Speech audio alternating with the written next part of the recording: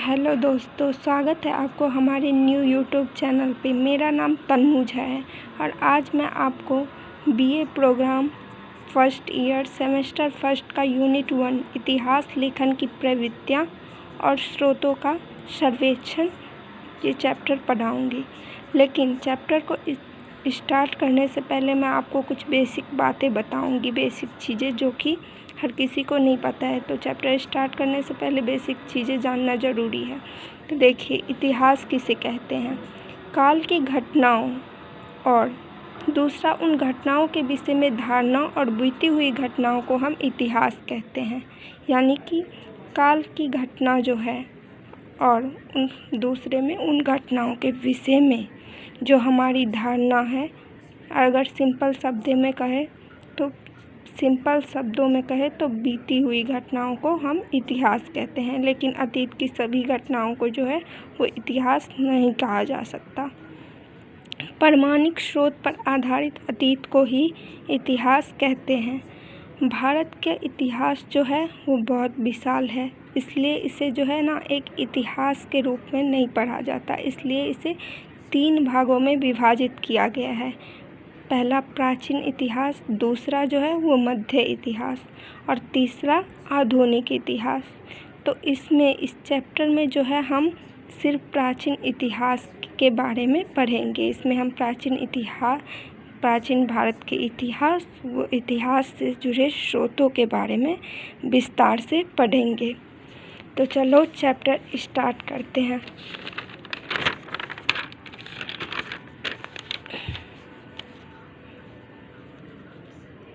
इतिहास लेखन की प्रवृत्तियाँ। 18वीं सदी में जब ईस्ट इंडिया कंपनी यानी कि अंग्रेज़ की जब हमारे देश पे आए, उन्होंने जब हमारे देश पे शासन करना स्टार्ट किया, तो इन बढ़ती जिम्मेदारियों के कारण जो है उन्हें भारतीय लोगों के कायदे कानून, आदतों, व्यवहारों और इतिहास से परिचित होना ज़रूरी लगा। यानी कि जब ईस्ट इंडिया कंपनी अंग्रेज़ हमारे देश भारत आए और उन्होंने हमारे देश पे कब्जा कर लिया, शासन करने का सोचा, तो उन्हें उनके और हमारे संस्कृति में बहुत फ़र्क था। तो उन्हें हमारे देश पे जो है शासन करने के लिए हमारे देश के रीति रिवाज, संस्कृति, आचार व्यवहार, कानून कायदे जानना ज़रूरी लगा। और इसी के लिए जो है उन्होंने पहली शुरुआत जो की, उन्होंने अंग्रेज़ जिनका नाम सर विलियम जोन्स द्वारा जो है कलकत्ता में 1784 में एशियाटिक सोसाइटी ऑफ बंगाल की स्थापना हुई।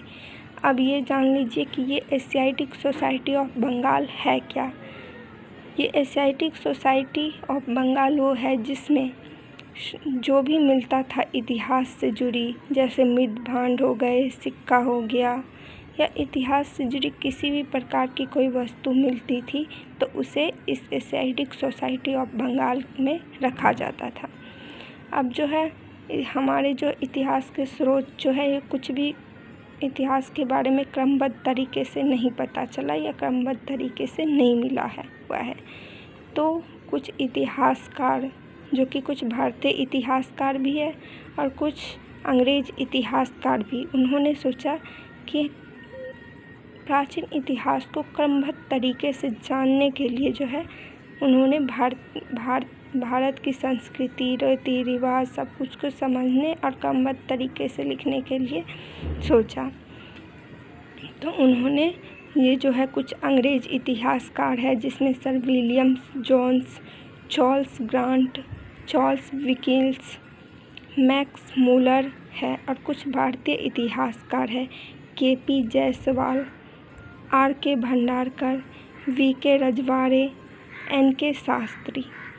तो जो अंग्रेज़ी इतिहासकार थे, उन्होंने जो अपनी किताबें लिखी, उन्होंने जो अपना बुक लिखी, जिसमें उन्होंने भारतीय संस्कृति, रीति रिवाजों के बारे में बात की, तो उन्होंने भारतीयों का सिर्फ निंदा किया, भारत के लोगों को असभ्य कहा, उन्हें बेकार, भारत की जो बोला कि यहाँ कोई कायदा कानून नहीं है, इनका शासन व्यवस्था ठीक नहीं है, इनकी कोई ऐतिहासिक ठोस चीज़ नहीं है, इतिहास से जुड़ी कोई ठोस सबूत नहीं है, कुछ भी नहीं है, ये असभ्य लोग हैं, कोई रूल रेगुलेशन कुछ नहीं है, यानी कि उन्होंने सिर्फ निंदा किया।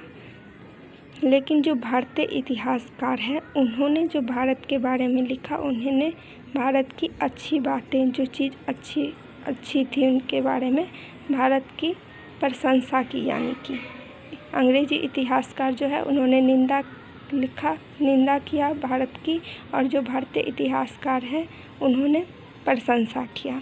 तो आप कुछ बहुत सारे इतिहासकार हैं अंग्रेजी भी भारतीय, लेकिन आप कुछ बेसिक जो है वो याद रखिएगा, क्योंकि पेपर में इससे जो है इम्प्रेशन जमेगा एग्ज़ाम जो आपका पेपर चेक करेंगे।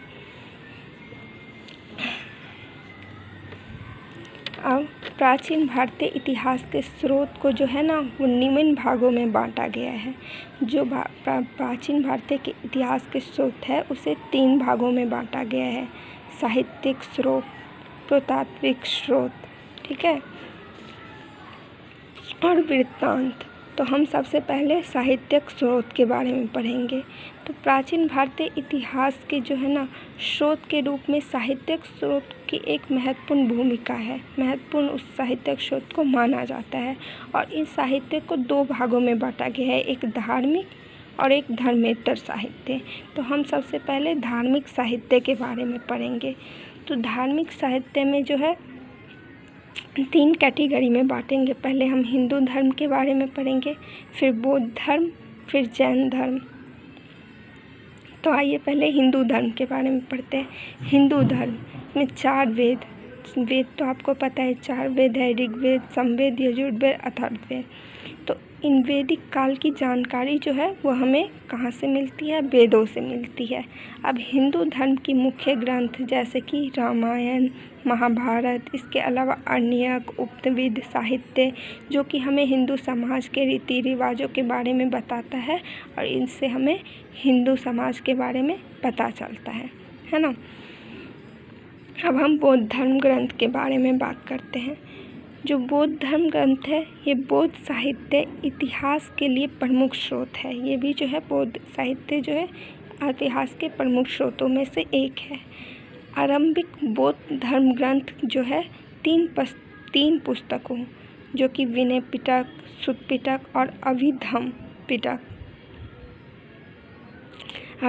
पिटक का संकलन है। जो आरंभिक पाली में लिखा गया है, जो आरंभिक बौद्ध धर्म ग्रंथ है वो पाली में लिखा गया है। पाली जो है वो त्रिपिटक 3 पुस्तकों से विनय पिटक, सुत्त पिटक और अभिधम्म पिटक से का संकलन है। और इसमें हमें जो है बौद्ध धर्म के जो है ना सामाजिक आर्थिक व्यवस्था की जानकारी देता है। इसके अलावा जो है जातक, दिव्यवान, ललित विस्तार आदि ये सब जो है बौद्ध धर्म से जुड़ी साहित्य है, जिससे हमें बौद्ध धर्म के बारे में उनके आर्थिक राजनीतिक व्यवस्था के बारे में, सामाजिक व्यवस्था के बारे में पता चलता है। और गौतम बुद्ध ने जो है इस धर्म की स्थापना की थी, जिससे ये जो है भारत से धीरे धीरे बढ़ते ये बौद्ध धर्म चीन में भी चला गया था, और लोग जो है वो हिंदू धर्म को छोड़ के बौद्ध धर्म को अपनाने लगे थे। तो अब हम जैन धर्म की बात करते हैं। जो जैन धर्म ग्रंथ है, जैन साहित्य जो है ये भी जो है इतिहास के प्रमुख स्रोतों में से एक है। माना जाता है कि ये जो है इनकी अंतिम बार जो है ना 5वीं से 6वीं शताब्दी में गुजरात के वल्लभी में जो है संकलित किया गया था। इसका साहित्य के स्रोत, जैन धर्म के साहित्य के स्रोत जो है ना, जो अंतिम बार वो 5वीं से 6वीं शताब्दी में गुजरात के वल्लभी में संकलित किया गया था। द्वादश अंश, भगवती सूत्र, मारुतुंगा, ये सब जो है जैन धर्म से जुड़ी साहित्य है, जो कि जैन धर्म के बारे में हमें बताता है। जैन धर्म से पता चलता है हमें कि ये पता चलता है कि जो है विश्व प्राणवान है, ठीक है, और हमें अहिंसा पूर्ण रहना चाहिए, यानी कि हमें हिंसा को नहीं अपनाना चाहिए किसी भी काम में। तो चलो हमने अब एक बार मैं आपको बता देती हूँ कि हमने अभी कितना पढ़ा। हमने पहले इतिहास किसे कहते हैं, और इतिहास जो है 3 भागों में बटा हुआ है, जिसमें से हम अभी इस चैप्टर में प्राचीन इतिहास के बारे में पढ़े। इसके अलावा हमने पढ़ा कि किस प्रकार जो है ईस्ट इंडिया कंपनी हमारे आचार व्यवहार को क्यों जानना ज़रूरी उन्हें लगा, और इसकी पहली शुरुआत कब हुई। कुछ अंग्रेजी और कुछ भारतीय इतिहासकार जिन्होंने भारत के बारे में लिखा, उनके बारे में हमने पढ़ा। इसके अलावा जो प्राचीन भारतीय के जो इतिहास के स्रोत को जो है 3 भागों में बांटा गया है, जिसमें से पहला साहित्यिक स्रोत है, और इस साहित्यिक स्रोत में जो है सबसे पहले साहित्यिक स्रोत के बारे में, इसमें जो है साहित्यिक स्रोत को 2 भागों में बांटा गया है, धार्मिक और धर्मेतर। इसमें से हम धार्मिक साहित्य के बारे में पढ़े हैं, और इस धार्मिक साहित्य को 3 हिंदू धर्म ग्रंथ, बौद्ध धर्म ग्रंथ और जैन धर्म ग्रंथ में बांटा गया है। तीनों के बारे में हमने पढ़ लिया। अब हम नेक्स्ट वीडियो में पार्ट 2 में हम आगे पढ़ेंगे धर्मोत्तर, पुरातात्विक स्रोत पढ़ेंगे और विदेशी साहित्य के बारे में पढ़ेंगे।